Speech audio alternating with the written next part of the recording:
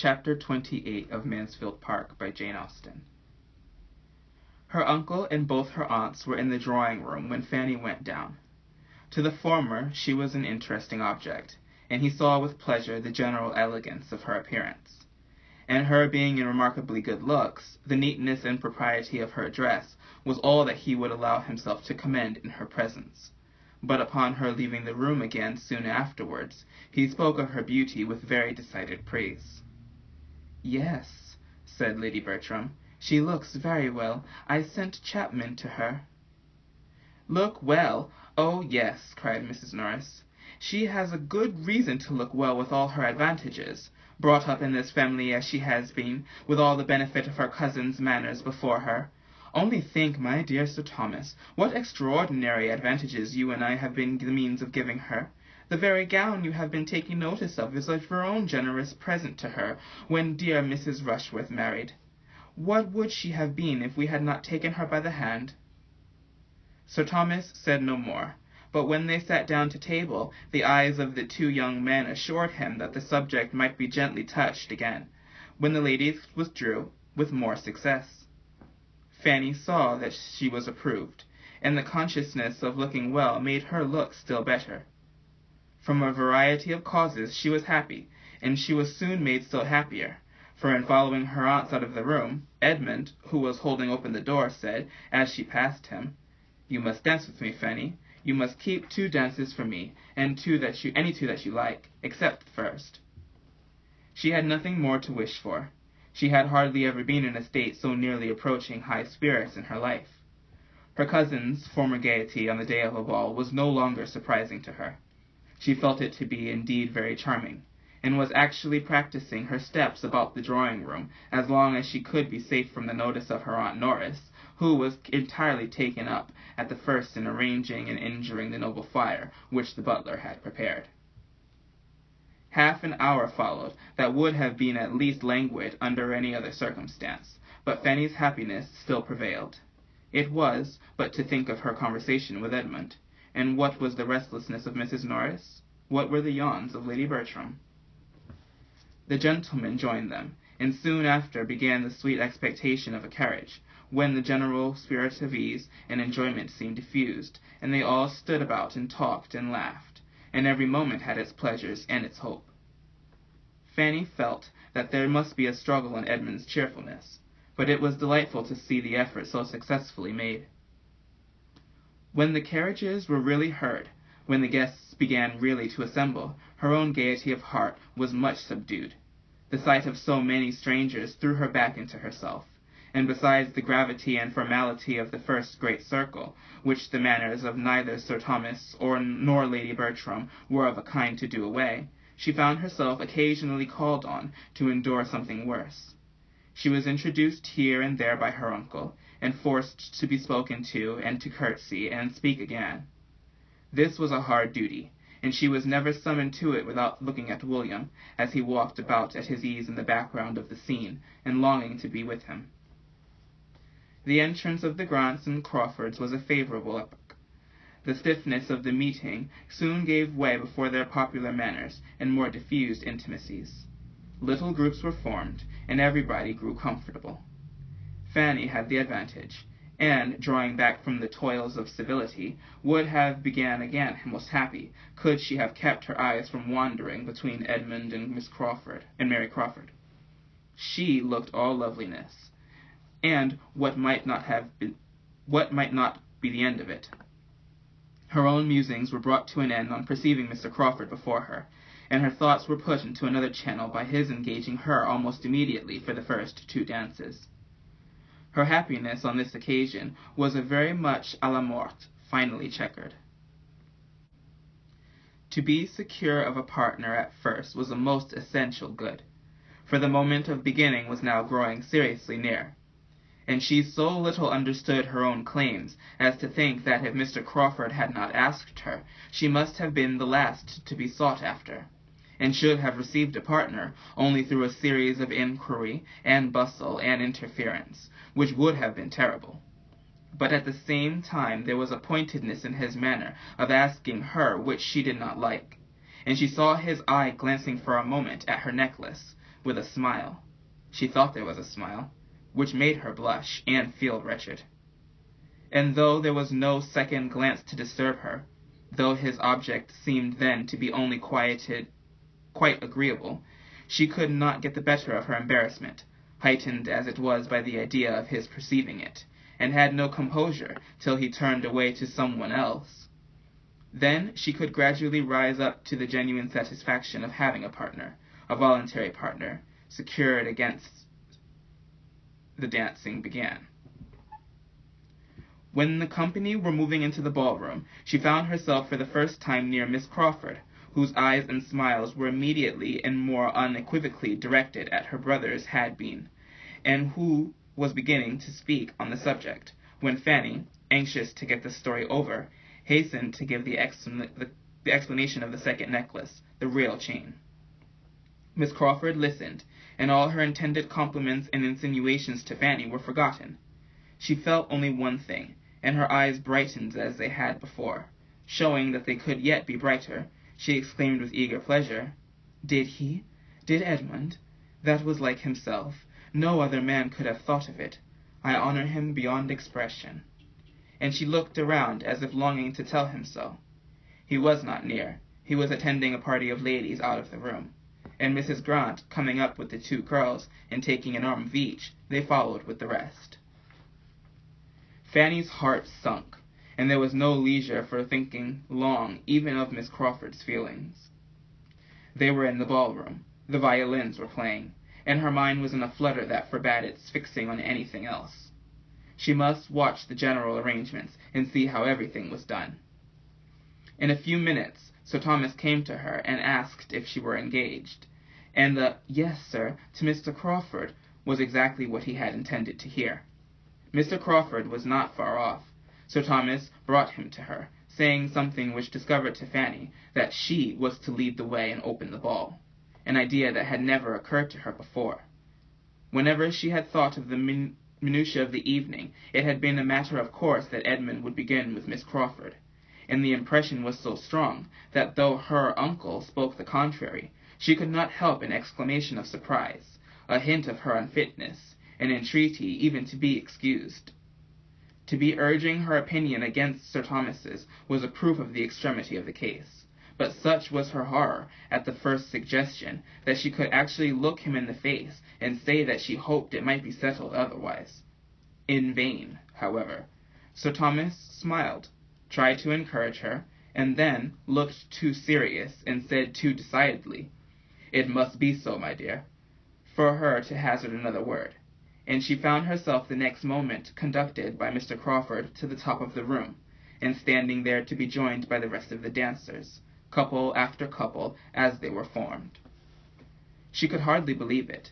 To be placed above so many elegant young women, the distinction was too great. It was treating her like her cousins, and her thoughts flew to those absent cousins, who with most unfeigned and truly tender regret, that they were not at home to take their own place in the room, and have their share of a pleasure which would have been so very delightful to them. So often she had heard them wish for a ball at home as the greatest of all felicities, and to have them away when it was given, and for her to be opening the ball, and with Mr. Crawford too. She hoped they would not envy her that distinction now, but when she looked back to the state of things in the autumn, to what they had all been to each other when one dancing in that house before, the present arrangement was almost more than she could understand herself. The ball began. It was rather an honor than happiness to Fanny, for the first dance at least. Her partner was in excellent spirits, and tried to impart them to her, but she was a great deal too much frightened to have any enjoyment, till she could suppose herself no longer looked at. Young, pretty, and gentle, however, she had no awkwardnesses that were not given as good grace, and there were few persons present that were not disposed to praise her. She was attractive, she was modest, she was Sir Thomas's niece, and she was soon admitted by Mr. Crawford, and she was soon said to be admired by Mr. Crawford. It was enough to give her general favor. Sir Thomas himself was watching her progress down the dance with much complacency. He was proud of his niece, and without attributing all her personal beauty, as Mrs. Norris seemed to do, to her transplantation to Mansfield, he was pleased with himself for having supplied everything else. Education and manners she owed to him. Miss Crawford saw much of Sir Thomas's thoughts, as he stood, and having, in spite of all his wrongs towards her, a general prevailing desire of recommending herself to him, took an opportunity of stepping aside to say something agreeable of Fanny. Her praise was warm, and he received it as she could wish, joining in it as far as discretion and politeness and slowness of speech would allow, and certainly appearing to greater advantage on the subject than his lady did soon afterwards, when Mary, perceiving her on a sofa very near, turned round before she began to dance, to compliment her on Miss Price's looks. "Yes, she does look very well," was Lady Bertram's placid reply. "Chapman helped her dress. I sent Chapman to her."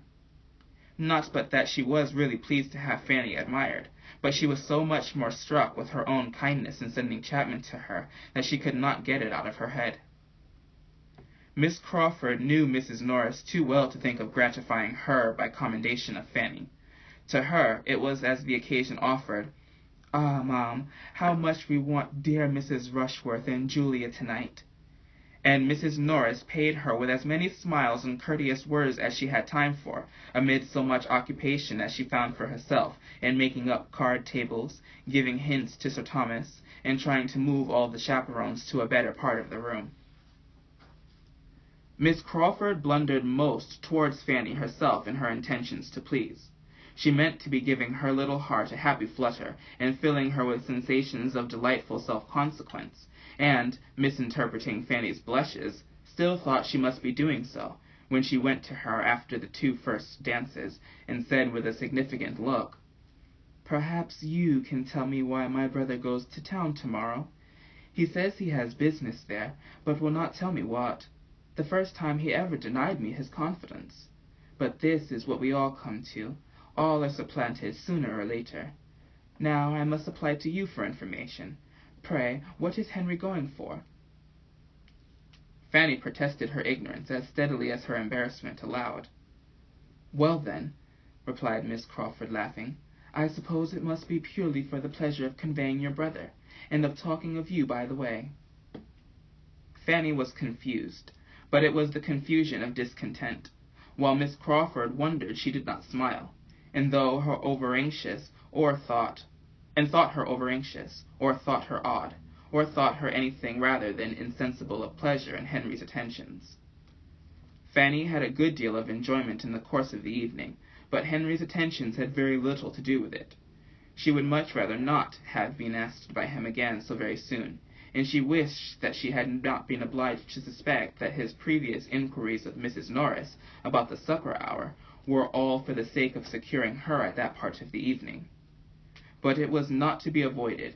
He made her feel that she was the object of all, though she could not say it was unpleasantly done, that there was indelicacy or obstination in his manner, and sometimes when he talked of William, he was really not unagreeable, and showed even a warmth of heart which did him credit. But still his attentions made no part of her satisfaction. She was happy whenever she looked at William, and saw how perfectly he was enjoying himself, and every 5 minutes she could walk about with him and hear his account of his partners. She was happy in knowing herself admired, and she was happy in having the 2 dances with Edmund still to look forward to during the greatest part of the evening. Her hand, being so eagerly sought after her infinite engagement with him, was in continual perspective. She was happy even when they did take place, and not from any flow of spirits on his side, or any such expressions of tender gallantry as had blessed the morning. His mind was fagged, and her happiness sprung from being the friend with whom it could find repose. "I am worn out with civility," said he. "I have been talking incessantly all night, and with nothing to say. But with you, Fanny, there may be peace. You will not want to be talked to. Let us have the luxury of silence." Fanny would hardly even speak her agreement. A weariness, arising probably in great measure from the same feelings which she had acknowledged in the morning, was peculiarly to be respected, and they went down their 2 dances together with such sober tranquillity as might satisfy any onlooker that Sir Thomas had been bringing up no wife for his younger son. The evening had afforded Edmund little pleasure. Miss Crawford had been in gay spirits when they first danced together, but it was now not her gaiety that could do him good. It rather sank than raised his comfort. And afterwards, for he found himself still impelled to seek her again, she had absolutely pained him by her manner of speaking of the profession to which he was now on the point of belonging. They had talked, and they had been silent. He had reasoned, she had ridiculed, and they had parted at least with mutual vexation. Fanny, not able to refrain entirely from observing them, had seen enough to be tolerably satisfied. It was barbarous to be happy when Edmund was suffering, yet some happiness must and would arise from the very conviction that he did suffer. When her 2 dances with him were over, her inclination and strength for more were pretty well at an end, and Sir Thomas, having seen her walk rather than dance down the shortening set, breathless and with her hand at her side, gave his orders for her sitting down entirely. From that time Mr. Crawford sat down likewise. "Poor Fanny!" cried William, coming for a moment to visit her, and working away his partner's fan as if for life. "How soon she is knocked up! Why, the sport is but just begun. I hope we shall keep it up these 2 hours. How can you be tired so soon?" "So soon, my good friend," said Sir Thomas, producing his watch with all necessary caution. "It is 3 o'clock, and your sister is not used to these sort of hours." "Well then, Fanny, you shall not get up tomorrow before I go. Sleep as long as you can, and never mind me." "Oh, William!" "What? Did she think of being up before you set off?" "Oh, yes, sir," cried Fanny, rising eagerly from her seat to be nearer her uncle. "I must get up and breakfast with him. It will be the last time, you know, the last morning." "You had better not. He is to have breakfasted and be gone by 9:30. Mr. Crawford, I think you call for him at 9:30. Fanny was too urgent, however, and had too many tears in her eyes for denial, and it ended in a gracious, "Well, well," which was permission. "Yes, 9:30, said Crawford to William as the latter was leaving them, "and I shall be punctual, for there will be no kind sister to get up for me." And in a lower tone to Fanny, "I shall have only a desolate house to hurry from. Your brother will find my ideas of time and his own very different tomorrow." After a short consideration, Sir Thomas asked Crawford to join the early breakfast party in that house instead of eating alone. He should himself be of it, and the readiness with which his invitation was accepted convinced him that the suspicions whence, he must confess to himself, this very ball had in great measure sprung, were well founded. Mr. Crawford was in love with Fanny. He had a pleasing anticipation of what would be. His niece, meanwhile, did not thank him for what he had just done. She had hoped to have William all to herself the last morning. It would have been unspeakable indulgence. But though her wishes were overthrown, there was no spirit of murmuring within her. On the contrary, she was totally unused to have her pleasure consulted, or to have anything take place at all in the way she could desire, that she was more disposed to wonder and rejoice in having carried her point so far, than to repine at the counteraction which followed. Shortly afterward, Sir Thomas was again interfering a little with her inclination, by advising her to go to bed immediately. Advise was his word, but it was the advice of absolute power, and she had only to rise, and, with Mr. Crawford's very cordial adieus, pass quietly away, stopping at the entrance door, like the lady of Branksome Hall, one moment and no more, to view the happy scene, and take a last look at the 5 or 6 determined couple who were still hard at work, and then, creeping slowly up the principal staircase, pursued by the ceaseless country dance, feverish with hopes and fears, soup and negus, sore-footed and fatigued, restless and agitated, yet feeling, in spite of everything, that a ball was indeed delightful. In thus sending her away, Sir Thomas perhaps might not be thinking merely of her health. It might occur to him that Mr. Crawford had been sitting by her long enough, or he might mean to recommend her as a wife by showing her persuadableness. End of chapter 28.